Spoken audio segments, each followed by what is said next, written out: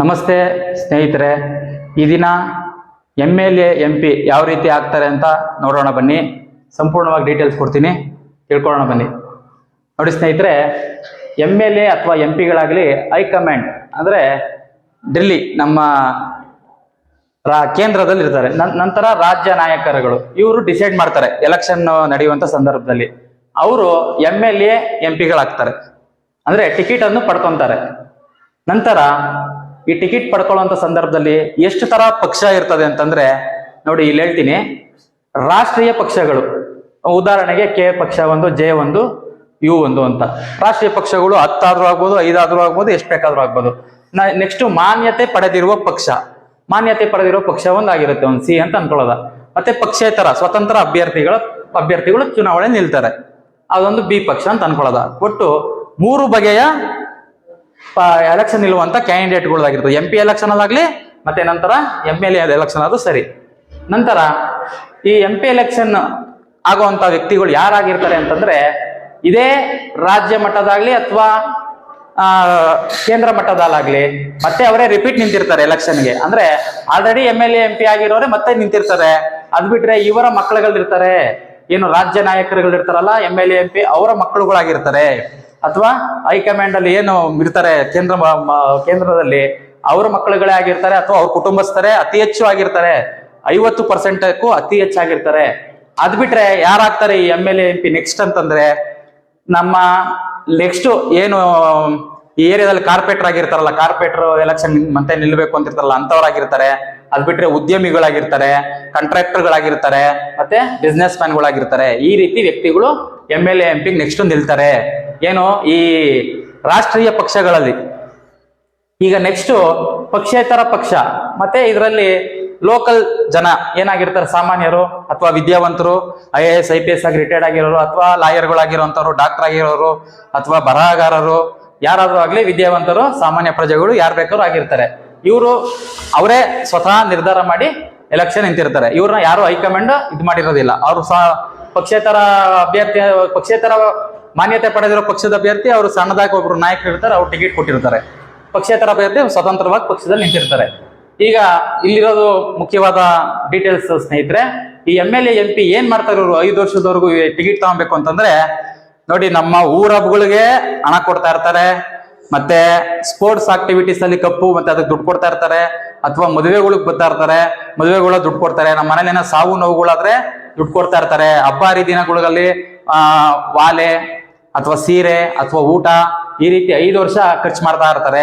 ನಂತರ ಈ ಯುವಕರುಗಳಿಗೆ cricket tournament ನಡೆಸೋದು, ಅದರಲ್ಲಿ ದುಡ್ಡು ಕೊಡೋದು, ಈ ರೀತಿ ಆ ಕ್ಷೇತ್ರದಲ್ಲಿ 5 ವರ್ಷ ಪ್ರಬಲವಾಗಿ ಬೆಳೀತಾರೆ.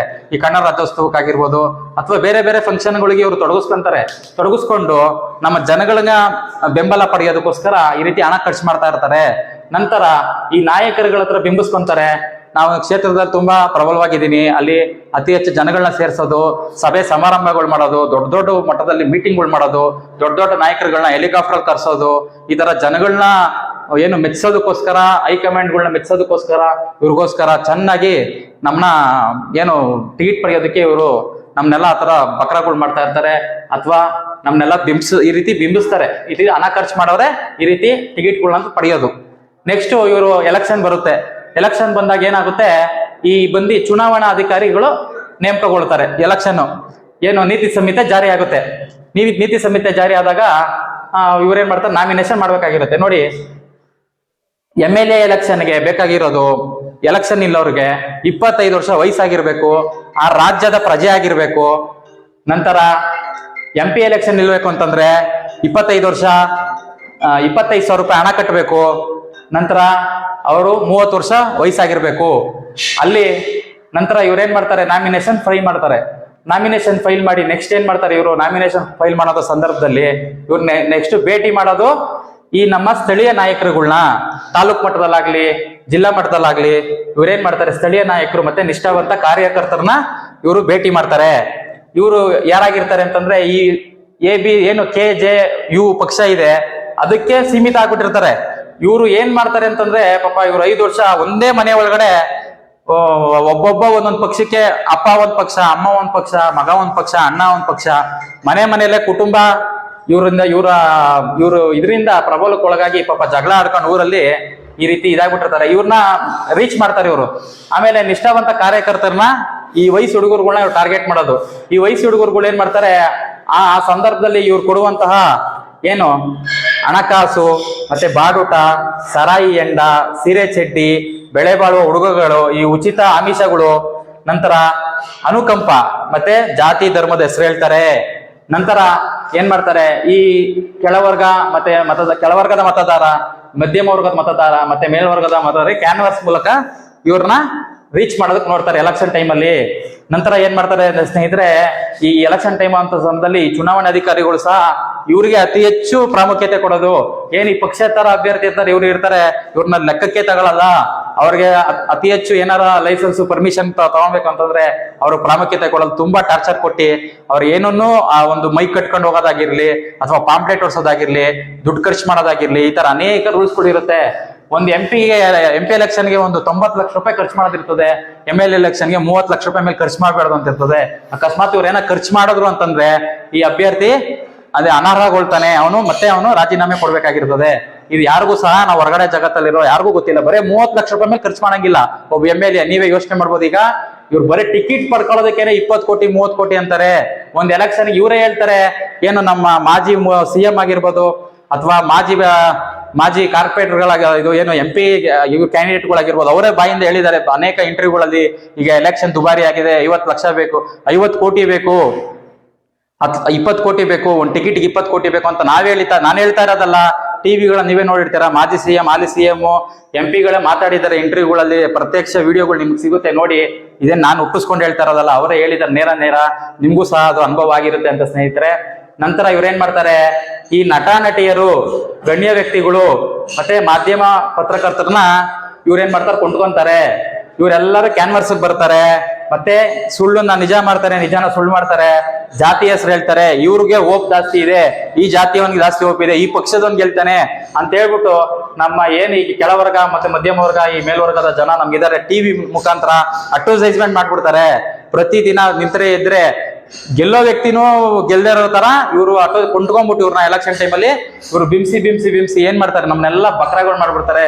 ಯಾರು ಈ ನಟ ನಟಿಯರು, ಗಣ್ಯ ವ್ಯಕ್ತಿಗಳು, ಮತ್ತೆ ಈ ಮಧ್ಯಮ ಮಿತ್ರರು. ಏನಕ್ಕೆ ಅಂತಂದ್ರೆ ನಾವೆಲ್ಲ ಅತಿ ಹೆಚ್ಚು ಯೂಟ್ಯೂಬ್ ನೋಡ್ತೀವಿ, ಟಿವಿ ನೋಡ್ತೀವಿ, ಮತ್ತೆ ಧಾರಾವಾಹಿಗಳನ್ನ ನೋಡ್ತೀವಿ. ಆಕ್ಟರ್ಗಳೆಲ್ಲ ಬರ್ತಾರೆ, ಮತ್ತೆ ಹೀರೋಯಿನ್ಗಳು ಸಹ ಕ್ಯಾನ್ವಾಸ್ ಟೈಮಲ್ಲಿ ಬರ್ತಾರೆ. ಅವ್ರು ಅದಕ್ಕೋಸ್ಕರ ಅವ್ರಿಗೆ ಹಣ ನೀಡಿರ್ತಾರೆ. ನಮ್ಗೆ ಬಕ್ರಾಗಳು ಮಾಡಿ ನಮ್ನ ಪದೇ ಇವ್ರು ಗೆಲ್ತಾರೆ, ಅವ್ರು ಗೆಲ್ತಾರೆ ಅಂತ ಹೇಳ್ಬಿಟ್ಟು ನಮ್ನ ಬಕ್ರಾಗಳು ಮಾಡ್ತಾನೆ ಇರ್ತಾರೆ. ಪದೇ ನಮ್ನ ಮಂಗಗಳು ಮಾಡ್ತಾ ಇರ್ತಾರೆ. ಅದೇ ಇವರ ಟಾರ್ಗೆಟ್. ಏನೊಂದು ಹಬ್ಬದ ರೀತಿ ಜಾತ್ರೆ ಶುರು ಮಾಡ್ಬಿಟ್ಟಿರ್ತಾರೆ. ನಮ್ಗೆ ಯಾವುದೇ ರೀತಿ ಚಿಂತನೆ ಮಾಡ್ಲೇಬಾರ್ದು. 5 ವರ್ಷ ನಾವೇನೇನೆಲ್ಲ ಅನುಭವಿಸಿರ್ತೀವಿ, ಒಳ್ಳೆ ರಸ್ತೆ ಇಲ್ದಿರಾ, ಮತ್ತೆ ಸ್ಕೂಲ್ ಇಲ್ದಿರಾ, ಮತ್ತೆ ಒಳ್ಳೆ ಆರೋಗ್ಯ ಇಲ್ದಿರಾ, ಇವನ್ನೆಲ್ಲ ಮರೆ ಮಾಚ್ಬಿಡ್ತಾರೆ. ಏನ್ ಮಾಡ್ತಾರೆ, ಮರೆ ಮಾಚಿ ಈ ಮಾಧ್ಯಮದವ್ರು ಅರ್ಧ ನಮ್ನ ಹಾಳು ಮಾಡ್ತಾರೆ, ಇವರು ಅಡ್ವರ್ಟೈಸ್ಮೆಂಟ್ ಕೊಡೋ ನಟ ನಟಿಯರು, ಗಣ್ಯ ವ್ಯಕ್ತಿಗಳು ಅರ್ಧ ಹಾಳು ಮಾಡ್ತಾರೆ. ಈ ನಮ್ಮ ಜಾತಿಗೆ ಒಬ್ಬೊಬ್ರು ಸ್ವಾಮೀಜಿಗಳು ಇರ್ತಾರಲ್ಲ, ಅವ್ರು ಅರ್ಧ ಹಾಳು ಮಾಡ್ಬಿಡ್ತಾರೆ. ನೆಕ್ಸ್ಟ್ ಏನ್ ಮಾಡ್ತಾರೆ, ಈ ಹಣಕಾಸು ಬಾಡೂಟ ಇವೆಲ್ಲ ಕೊಡ್ತಾರಲ್ಲ, ಈ 5 ವರ್ಷ ನಾವು ಕೊಟ್ಟಿರೋ ಕಷ್ಟ ಎಲ್ಲ ಮರ್ತಬಿಟ್ಟು ಇದಕ್ಕೋಸ್ಕರ ನಾವು ಭ್ರಮೇಲೆ ಮತ್ತೆ ತಳ್ತೀವಿ. ನೋಡಿ ಸ್ನೇಹಿತರೆ, ನಮ್ಗೆ ಬೇಕಾಗಿರೋದು, ನಮ್ಗೆ ಚಾಣಕ್ಯ ಹೇಳ್ತಾನೆ, ಒಬ್ಬ ಮನುಷ್ಯ ಬದುಕಬೇಕು ಅಂತಂದ್ರೆ ವಸತಿ ಬೇಕು, ಶಿಕ್ಷಣ ಬೇಕು, ಉತ್ತಮವಾದ ಆರೋಗ್ಯ ಬೇಕು, ಮತ್ತೆ ಉತ್ತಮವಾದ ಆಹಾರ ಬೇಕು, ಕಾನೂನು ವ್ಯವಸ್ಥೆ ಮತ್ತೆ ಉದ್ಯೋಗ ಬೇಕು. ಇದು ನಮಗ್ ಬೇಕಾಗಿರೋದು. ಇದನ್ನ ಯಾವತ್ತೂ ಸಹ ಇವ್ರು ನಮಗೆ ಕೊಡೋದಕ್ಕೆ ಬರೋದೇ ಇಲ್ಲ. ಕೊಟ್ಟೆ ನಾವೆಲ್ಲ ಜಾಗೃತರಾಗ್ಬಿಡ್ತೀವಿ. ಆರ್ಥಿಕವಾಗಿ ನಾವು, ದೈಹಿಕವಾಗಿ, ಮಾನಸಿಕವಾಗಿ ನಾವು ಪ್ರಬಲರಾಗ್ತೀವಿ. ಪ್ರಬಲರಾದಾಗ ಈ ನಾಯಕರುಗಳದು, ಈ ಪಕ್ಷಗಳವ್ರದ್ದು ಏನೂ ಬೇಳೆ ಬೇಯಲ್ಲ ಅಂತ ಅವ್ರಿಗೆ ಚೆನ್ನಾಗ್ ಗೊತ್ತಿದೆ. ನಮ್ಮನ್ನ ಪದೇ ಕಷ್ಟದಲ್ಲಿ ಇಕ್ಕೋದಕ್ಕೋಸ್ಕರನೇ ಇವ್ರು ಮುಂದಾಗ್ತಾ ಇರ್ತಾರೆ ಸ್ನೇಹಿತರೆ. ಇದನ್ನೆಲ್ಲ ನಾವು ತುಂಬಾ ಚೆನ್ನಾಗಿ ಅರ್ಥ ಮಾಡ್ಕೋಬೇಕು. ಇದನ್ನೆಲ್ಲ ನಾವು ತಿಳ್ಕೊಬೇಕು. ಸ್ವಲ್ಪ ಸಂವಿಧಾನದ ಅರಿವು ಮೂಡಿಸ್ಕೊಬೇಕು. ನಾವು ಎಲೆಕ್ಷನ್ ಯಾವ ರೀತಿ ನಡೆಯುತ್ತೆ ಅನ್ನೋದನ್ನ ಸ್ವಲ್ಪ ನಾವು ಚಿಂತೆ ಮಾಡಬೇಕು. ನಮ್ಮ ಶಾಲೆಗಳಲ್ಲಿ, ಪಾಠಗಳಲ್ಲಿ ಈ ರೀತಿ ಎಲ್ಲ ನಮ್ಗೆ ಪಾಠಗಳು ಹೇಳ್ಕೊಡ್ಬೇಕು. ಇದನ್ನೆಲ್ಲ ಅತಿ ಹೆಚ್ಚು ತಿಳಿಯೋದಿಲ್ಲ. ಆ ಎಲೆಕ್ಷನ್ ಸಂಬಂಧಪಟ್ಟ ವಿದ್ಯೆ ಅಥವಾ ಕಾನೂನು ಸಂಬಂಧಪಟ್ಟ ವಿದ್ಯೆ ಕಲಿಯಕ್ಕೆ ಹೋದಾಗ ಮಾತ್ರ ನಮ್ಗೆ ಗೊತ್ತಾಗುತ್ತೆ. ಅಲ್ಲಿ ತನಕ ನಮ್ಗೆ ಗೊತ್ತಾಗಲ್ಲ. ನಮ್ಗೆ ಪದೇ ಇವರೆಲ್ಲರೂ ಇದೇ ರೀತಿ ಯಾಮರಿಸ್ತಾ ಇದ್ದಾರೆ. 78 ವರ್ಷ ಅಲ್ಲ, ಇನ್ನ 100 ವರ್ಷ ಹೋದ್ರು ನಾವು ಜಾಗೃತರಾಗ್ಲಿಲ್ಲ ಅಂದ್ರೆ ನಾವ್ ಯಾವತ್ತೂ ಸಹ ಮುಂದೆ ಬರೋದೇ ಇಲ್ಲ ನಮ್ಮ ಜೀವನದಲ್ಲಿ. ಇಷ್ಟು ರೀತಿಯ ಬಗೆ ನಮ್ಗೆ ತೊಂದರೆಗಳು ಒಳಪಡಿಸ್ತಾನೆ ಇರ್ತಾರೆ ಸ್ನೇಹಿತರೆ. ನಂತರ ನಾನು ಇನ್ನೊಂದು ಹೇಳೋದಕ್ಕೆ ಇಷ್ಟಪಡ್ತೀನಿ. ನಾವು ಯಾವ್ದಕ್ಕೆ ನಾವು ಎಲ್ಲರೂ ಇವತ್ತೇ ನಾವೆಲ್ಲ ಇದನ್ನ ಒಂದು ಪ್ರಮಾಣ ಮಾಡಬೇಕು. ನಾನು ಯಾವತ್ತೇ ಆಗ್ಲಿ ನನ್ನ ಓಟ್ನ ನಾವು ಮಾರ್ಕೊಳ್ಳೋದಿಲ್ಲ. ನಾನು ಯಾವುದೇ ರೀತಿ ಹಣಕಾಸಿಗಾಗ್ಲಿ, ಬಾಡೂಟಕ್ಕಾಗ್ಲಿ, ಸಾರಾಯಿಗಾಗ್ಲಿ, ಸೀರೆಗಾಗ್ಲಿ, ಚಡ್ಡಿಗಾಗ್ಲಿ, ಹುಡುಗರುಗಳಿಗಾಗ್ಲಿ, ಜಾತಿಗಾಗ್ಲಿ, ಧರ್ಮಕ್ಕಾಗ್ಲಿ ನಾನು ಯಾವತ್ತು ನನ್ನ ಓಟ್ನ ನಾನು ಮಾರ್ಕೊಳ್ಳೋದಿಲ್ಲ ಅಂತ ನಾವೆಲ್ಲರೂ ಇವತ್ತು ಪ್ರಮಾಣ ಮಾಡ್ಬೇಕಾಗಿದೆ. ಆ ತರ ನಮ್ಮ ಮನಸ್ಸಾಕ್ಷಿನೇ ನಮ್ಗೆ ಏನು ಭಗವಂತ ಅಂತ ನೆನೆಸಿ ನಾವು ಪ್ರಮಾಣ ಮಾಡಿದಾಗ ಮಾತ್ರ ನಮ್ಮ ಮಕ್ಕಳಿಗೆ ಉತ್ತಮ ಸಮಾಜ ನಾವು ಸೃಷ್ಟಿಸ್ಕೊಡೋಕೆ ಸಾಧ್ಯ ಆಗುತ್ತೆ. ಅಲ್ಲಿ ಗಂಟ ನಾವು ಯಾವುದೇ ರೀತಿ ಮೇಲ್ ಬರೋದಕ್ಕೆ ಸಾಧ್ಯನೇ ಇಲ್ಲ. ಮತ್ತೆ ಮತ್ತೆ ಪದೇ ಪದೇ ಇವರ ಗುಲಾಮರಾಗೇ ಇರ್ತೀವಿ.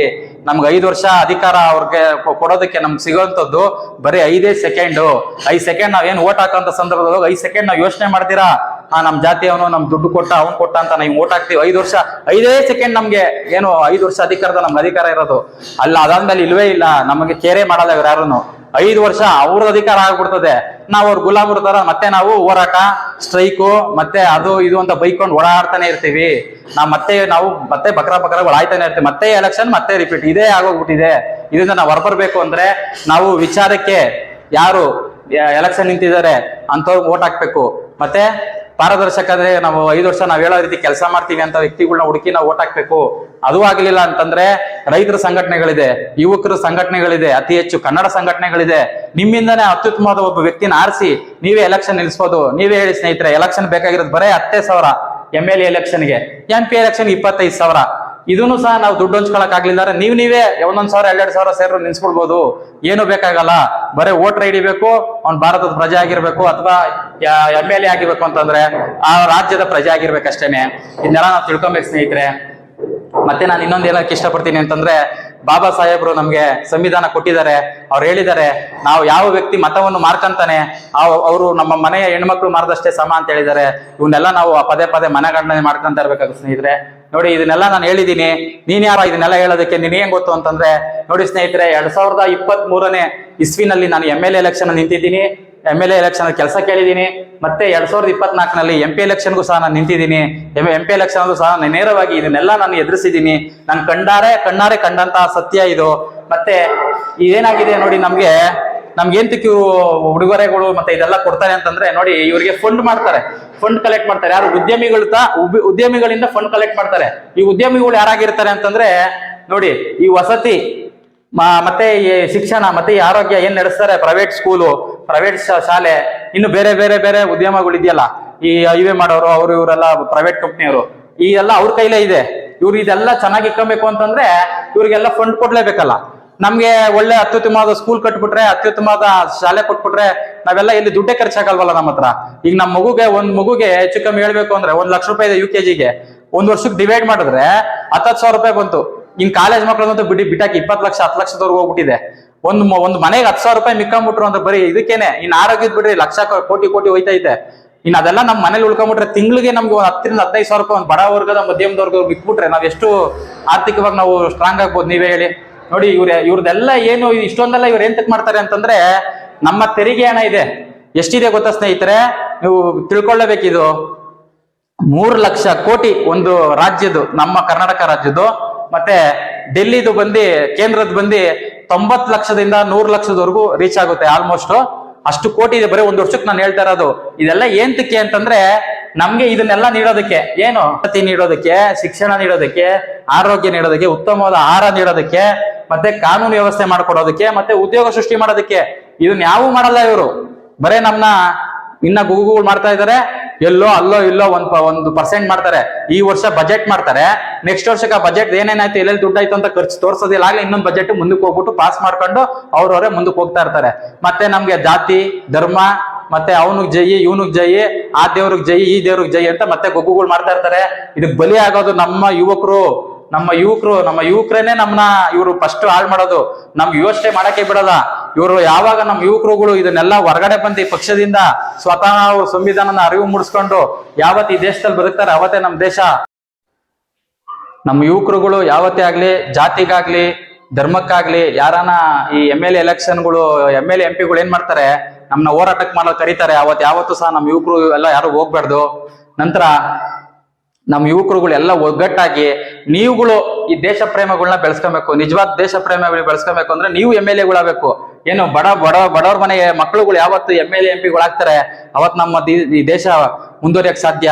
ಏನು ಭವ್ಯ ಭಾರತದ ಕನಸು, ಏನು ನಮ್ಮ ಹಿರಿಯರುಗಳು ಸ್ವಾತಂತ್ರ್ಯ ಹೋರಾಟ ಸಮಯದಲ್ಲಿ ಎಷ್ಟು ಸಾವಿರಾರು ಜನ ನೆತ್ತರ ಹರಿಸಿ ನಮ್ಗೆ ಈ ಸ್ವಾತಂತ್ರ್ಯ ಕೊಟ್ಟಿದ್ದಾರೆ. ಇದು ನಾವು ಕಾಪಾಡ್ಕೊಬೇಕು ಅಂತಂದ್ರೆ ಇನ್ಮೇಲಾದ್ರೂ ನಾವು ಏನು ಈ ವಯಸ್ಸಾದಂತವ್ರು ಈ ಏನು ವಂಶವೃಕ್ಷದ ರಾಜಕೀಯ ವ್ಯವಸ್ಥೆ ತೆಗೆದು ಪ್ರಜಾ ವ್ಯವಸ್ಥೆ ಬರಬೇಕು. ಪ್ರಜಾಕಾರಣ ಪ್ರಜಾನೀತಿ ಈ ದೇಶದಲ್ಲಿ ನೆಲೆ ನಿಂತಾಗ ಮಾತ್ರ ನಮ್ಮ ಉತ್ತಮವಾದ ಭಾರತ ಮತ್ತೆ ನಾವು ಸೃಷ್ಟಿಗೆ ಏನ್ ನಮ್ ಕಲ್ಪನೆ ಇದೆ ಅದು ಕಾಣೋದಕ್ ಸಾಧ್ಯ. ಏನ್ ಸತ್ಯಯುಗ ಅಂತಾರೆ, ಆ ಸತ್ಯಯುಗನು ಸಹ ನಾವು ಕಾಣೋದಕ್ ಸಾಧ್ಯ. ಇಡೀ ದೇಶಕ್ಕೆ ಮಾದರಿ ಆಗಿರುವಂತ ದೇಶ ನಮ್ದು, ಇಡೀ ದೇಶಕ್ಕೆ ಜ್ಞಾನ ಕೊಟ್ಟಿರೋ ದೇಶ ನಮ್ದು. ನಮ್ಮ ಯುವಕರನ್ನೆಲ್ಲ ಕುರ್ತಕ್ ದಾಸರನ್ನಾಗಿ ಮಾಡಿ, ಜೂಜಾಟಗಳಿಗೆ ದಾಸರನ್ನಾಗಿ ಮಾಡಿ, ಇನ್ನು ಬೇರೆ ಬೇರೆ ಚಟಗಳಿಗೆ ದಾಸರನ್ನಾಗಿ ಮಾಡಿ ನಮ್ಮ ಯುವಕರ ಶಕ್ತಿನೆಲ್ಲ ಕುಗ್ಸಿದ್ದಾರೆ. ಎಲ್ಲ ಅದ್ಭುತವಾದ ಶಕ್ತಿ ನಮ್ಮ ಯುವಕರ ಹತ್ರ ಇದೆ. ನೀವು ಒಳ್ಳೆ ವಿಚಾರವಂತರಾಗ್ರಿ, ಇನ್ಮೇಲೆ ಒಳ್ಳೆ ಜ್ಞಾನವಂತರಾಗ್ರಿ, ಎಲ್ಲ ಒಗ್ಗೂಡಿ ನಾವು ಈ ದೇಶನ ಕಟ್ಟೋಣ, ಈ ದೇಶನ ಬೆಳೆಸೋಣ. ನಾನು ಸಹ ಒಬ್ಬ ಯುವಕನಾಗಿ ನಾನು ಈ ಪಣ ತೊಟ್ಟಿದ್ದೀನಿ, ನೀವು ಎಲ್ಲ ಮುಂದಾಗ್ಬಿಟ್ಟು ಪಣ ತೊಡ್ತೀರಾ ಅಂತ ಹೇಳಕ್ಕೆ ಇಷ್ಟಪಡ್ತೀನಿ ಸ್ನೇಹಿತರೆ. ಜೈ ಭಾರತಾಂಬೆ, ಜೈ ಕನ್ನಡಾಂಬೆ, ಜೈ ಪ್ರಜ್ಞಾವಂತ ಪ್ರಜೆ, ಜೈ ಯುವ ಶಕ್ತಿ.